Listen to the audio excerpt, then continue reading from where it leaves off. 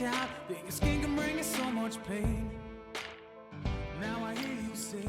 Welcome to day 4 of the 2025 World Championship daily shows. Today's all about recapping last night's amazing women's 1500 metre final, as well as the men's 800 metre heats, which featured Australians Peter Bowl, Peyton Craig and Luke Boys. My first co-host knows a heap about both events, as he's won 5 national titles over 1500 metres. And back in 2015, he did the 1500 metre and 800 metre double. Welcome back, Jeff Riseley.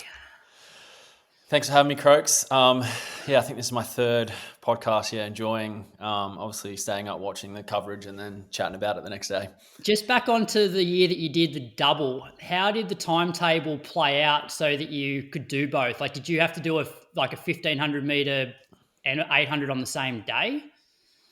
No. It was just a heat through to a straight final for the 8. So I think that was Thursday, Saturday, and then it was a heat for the 1500 on a Friday and then final on Sunday. Do you know what the record is who has the record for the most amount of national titles over the 1500? Is it Mike Hilliard? Yeah, I'd say so. You'd be up there though with 5. I think I have 4, do I? No, 4 and 2. I think Do I have 4 and 2 800s, or do I have 5 and 1 800? I can't remember. I got you 5 1500s and 1 8. It's pretty good. Anyway, my other co-host, he's also won a national 1500 metre title.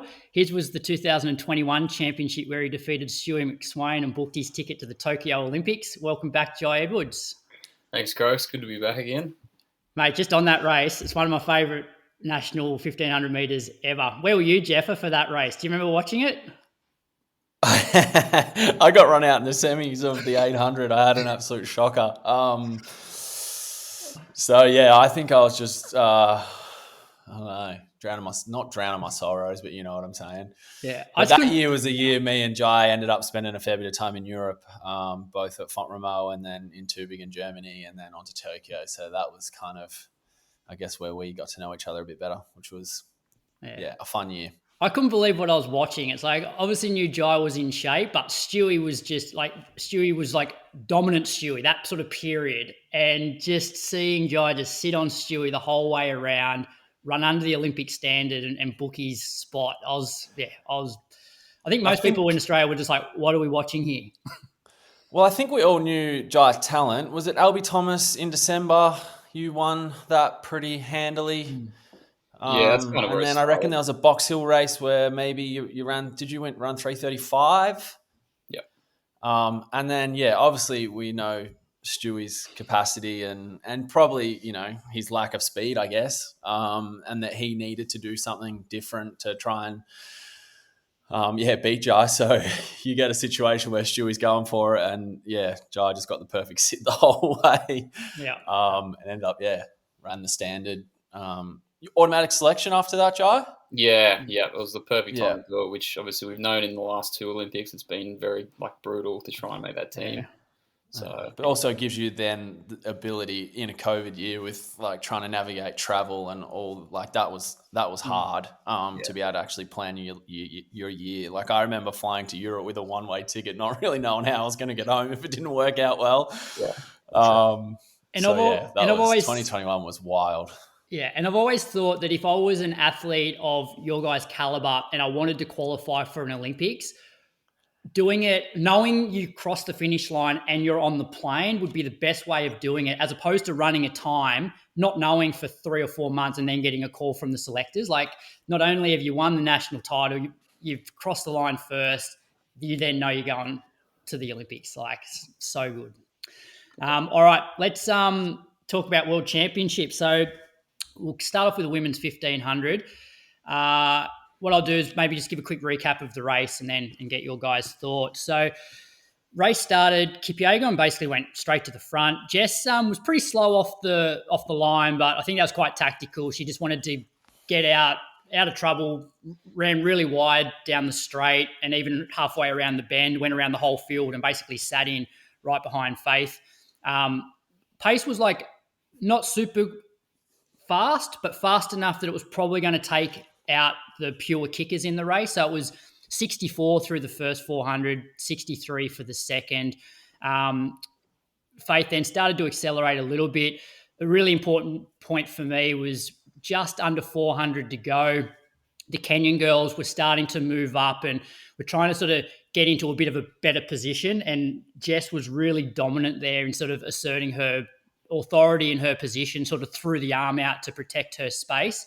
It was a 60 point for the third lap. 60.8 third lap. That was the decisive one. Yeah, and at that point, and I also felt between like 1200 and 1300, that's really when Faith sort of put on the gas a little bit more. Jess went with her.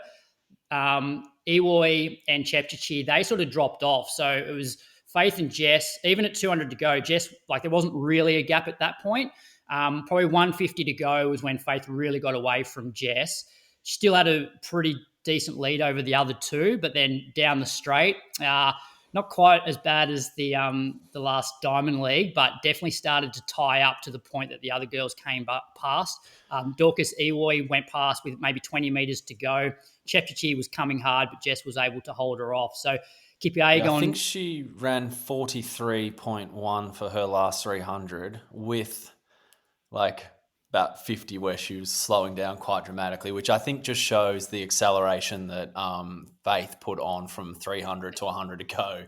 Yeah, it was impressive. So Faith, 352.15. Ewoy, 354.92, which is like a 5-second PB. Jess third, 355.16. And Nelly Chepchichi for 355.25, which was also a PB for her. Jye, thoughts? Yeah, I was pretty fascinated by this going in, only more so from the tactics. Obviously, Faith, like I had a fair idea she'd probably try to go to the front and run her own race, stay out of trouble and, sort of wind it up. And I thought that gave Jess a really good chance to throw it down. Like I know that she said in some interviews before that she was running to try and win gold, which I thought was awesome. I thought she almost could have sat back and ran it tactically a bit different and got the silver, but she threw it all on the line. And I was just so glad to see her hold on for that bronze. But the two Kenyan girls behind Faith as well were fantastic. So it really made for a great 1500 final. Yeah. What were your takeaways, Jeff? Yeah, it was exactly how I pretty much thought it'd go and how I said I thought it'd go last night or yesterday on the pod. I knew she was going to control the front but not make it too hard through the first two laps, and then she was just going to crank it from there. Jess's start was really odd, I thought. Like, she's not a girl or not an athlete like Stewie that struggles off the start or Inga Britson. Like, she can normally get out pretty well. I don't know why she sort of went to the back and then ran out into lane really 5 and then back into to get on the shoulder. Maybe she thought she wanted to eliminate any risk of getting boxed. But it just felt like she ran extra ground and used a little bit of unnecessary energy to get to the spot. Yeah, it looked like she was just being really, really safe. Like, didn't want to get caught up in any jostling at the start, potential falls. And it was probably the easiest way for, as you said, she doesn't struggle with starting speed. So she knows that she can just go around the outside. But whether that comes back to her in the last 200... Yeah, was Faith on her inside or outside on the start line? Outside. Yeah, so maybe she thought if she pushed up hard, she would end up being either like behind Faith and boxed. Whereas like maybe if Faith was on her inside, she's like, I could have got to her shoulder, but she can't get to her shoulder when she's on the inside of her. What do you think about Jess just after the Bell lap where she really protected her space? Like, is that the difference between like being world class and maybe somebody less experienced who would potentially give up that spot? Yeah, I definitely think so. Yeah, it takes a certain kind of mentality just to go, you know what, whack someone out. Like it's not easy. And I think the biggest thing that I sort of took away from the race was just like we were talking about Nikki Hiltz, can she hang with that kind of pace? Sinclair Johnson, those kind of girls who have been around that 355, 356 mark, but have never really put themselves in that 352 conversation.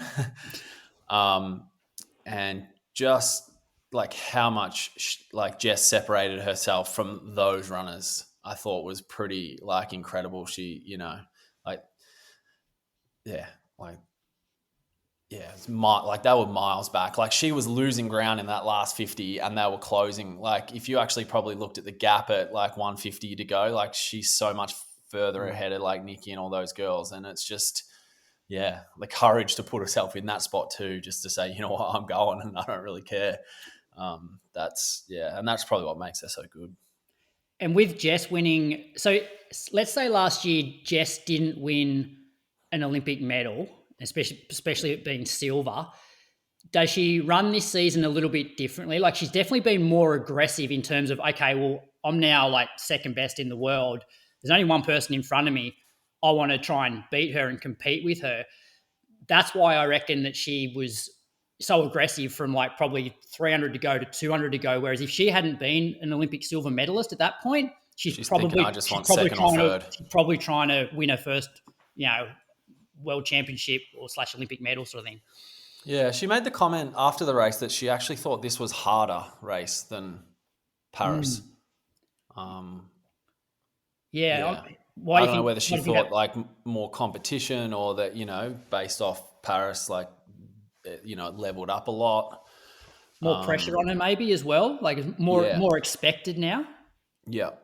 Do we know much about Doris Ewoy? Have you boys come across her on the circuit? No, I never heard of her. It was sort of surprising that she was the stronger one out of her and Chepchirchir. Like I was expecting, obviously Chepchirchir won Diamond League final. Yeah. Did look good though in the semis, Ewoy. She did. But 5-second PB. So she's been in the NCAA system. Really? She's part of that Puma group in North Carolina. Oh. So I had a look on World Athletics, and so her manager is Alistair Cragg. So I'm assuming she's part of Pat Tiernan's group because he's out of North Carolina as well, isn't he? Yeah.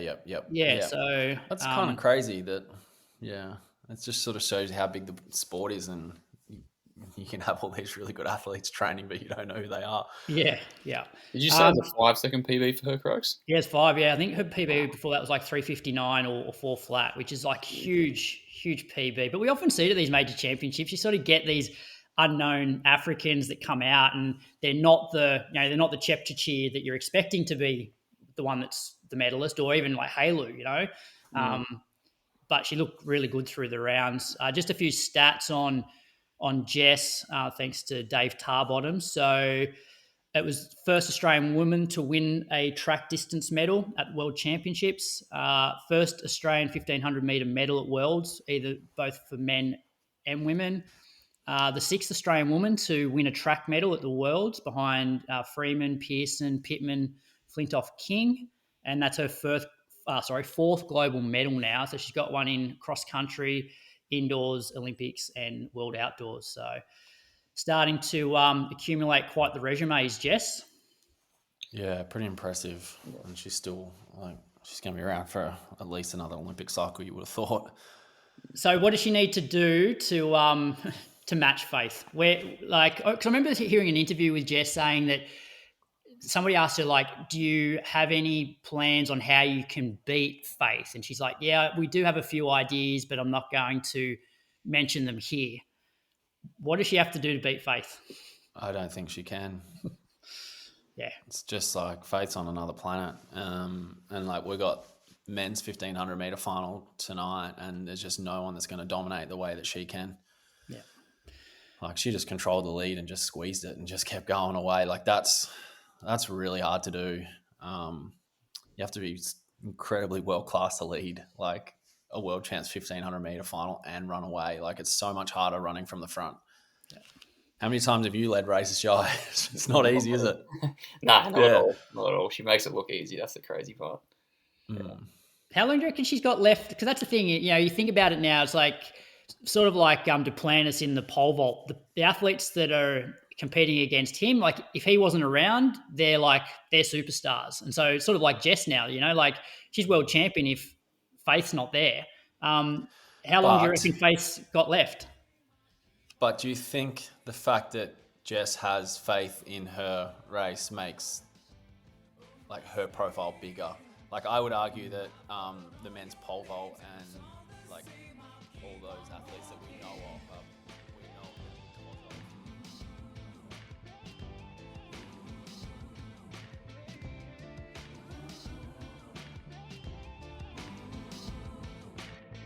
Would've stayed hung up, would've been knocked down. But here I stand, a man whose roots he understands, and I'm